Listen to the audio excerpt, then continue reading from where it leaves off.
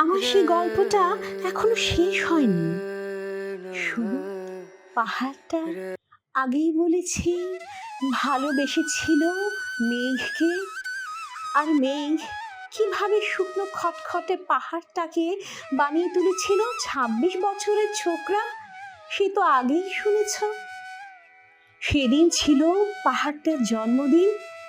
পাহাড় মেঘকে বললে, আজ তুমি লাল শাড়ি পরে আসবে।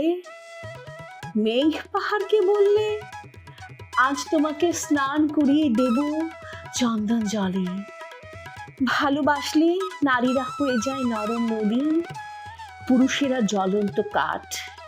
সেইভাবেই মেঘ ছিল পাহাড়ের আলিঙ্গনের আগুনে, পাহাড় ছিল মেঘের ঢেউ জলে। হঠাৎ আকাশ জুড়ে বেজে উঠল ঝড়ের জগঝল্প। ছাকড়াচুর উড়িয়ে ছিনতাইয়ের ভঙ্গিতে ছুটে এলো এক ঝাঁক হাওয়া।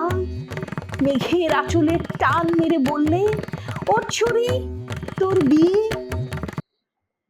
এখনো শেষ হয়নি গল্পটা।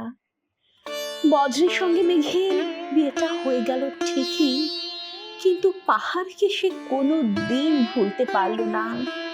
বিশ্বাস না হয় তো চিরে দেখতে পারো পাহাড়টার হাড় পাঁজর, ভেতরে থই থই করছে শত ঝর্ণার জল।